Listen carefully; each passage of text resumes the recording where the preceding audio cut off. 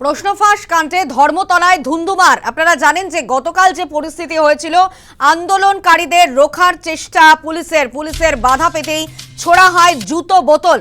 পরিস্থিতি সামাল দিতে নামানো হয় র্যাফ। আক্রান্ত সংবাদ মাধ্যমের বেশ কয়েকজন কর্মী। ধর্মতলায় বিশৃঙ্খলা নিয়ে কড়া বার্তা মুখ্যমন্ত্রী শুভেন্দু অধিকারীর। আগের প্রাক্তন মুখ্যমন্ত্রী যিনি এখানে হেরেছেন, তিনি বারবার বলেন না শুক্রবার তো ওরা একটু করবেই, তাই আজকে সাংবাদিকরা আক্রান্ত হয়েছেন। আমি আপনাকে বলি ওসব ছাড়ুন।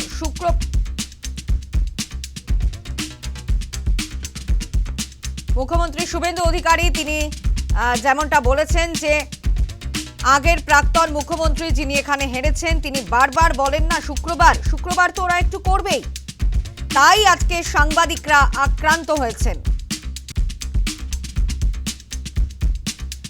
কয়েকটা দিন অপেক্ষা করুন, এদের কি করতে হয় জানি, এমনটাই হুঁশিয়ারি দিয়েছেন মুখ্যমন্ত্রী শুভেন্দু অধিকারী। প্রশ্নপত্র ফাঁসকাণ্ড, নিট প্রশ্নপত্র ফাঁসকাণ্ডের প্রতিবাদ, এবং শুধুমাত্র দিল্লি নয়, কলকাতাতেও কিন্তু একেবারে সেই প্রতিবাদ দেখা গিয়েছে। একেবারে ধুন্ধুমার পরিস্থিতি তৈরি হয় ধর্মতলায়। গতকালই আপনারা জানেন যে পরিস্থিতি তৈরি হয়েছিল, আক্রান্ত হয় সংবাদ মাধ্যমের বেশ কিছু কর্মী। আন্দোলনকারীদের রোখার চেষ্টা পুলিশের বাধা পেতেই ছোড়া হয় জুতো বোতল। পরিস্থিতি সামাল দিতে নামানো হয় র্যাফ। আক্রান্ত সংবাদ মাধ্যমের বেশ কয়েকজন কর্মী। ধর্মতলায় বিশৃঙ্খলা নিয়ে কড়া বার্তা মুখ্যমন্ত্রী শুভেন্দু অধিকারীর। কি বলেছেন মুখ্যমন্ত্রী শুভেন্দু অধিকারী শোনাবো। শুক্রবার দিন বিশেষ দিন। প্রাক্তন মুখ্যমন্ত্রী বলেন না শুক্রবার সব ছাড় আছে। ওই শুক্রবারের লোকেরাই করেছে, চিহ্নিত করেছি, মার্ক করেছি। এদের সঙ্গে নিটের কোনো সম্পর্ক নেই। আগের প্রাক্তন মুখ্যমন্ত্রী যিনি এখানে হেরেছেন, তিনি বারবার বলেন না শুক্রবার তো ওরা একটু করবে, তাই আজকে সাংবাদিকরা আক্রান্ত হয়েছেন। আমি আপনাকে বলি সব ছাড়ুন। শুক্রবারীরা যারা করেছে চিহ্নিত হয়ে গেছে। কয়েকটা দিন অপেক্ষা করুন, এদের কি করতে হয় আমি জানি। আপনাদের যেমনটা শোনালাম, মুখ্যমন্ত্রী শুভেন্দু অধিকারী তিনি কিন্তু স্পষ্ট করেছেন যে আগের প্রাক্তন মুখ্যমন্ত্রী যিনি এখানে হেরেছেন, তিনি বারবার বলতেন না শুক্রবার তো ওরা একটু করবেই, তাই আজকে সাংবাদিকরা আক্রান্ত হয়েছেন। আমি আপনাকে বলি ওসব ছাড়ুন।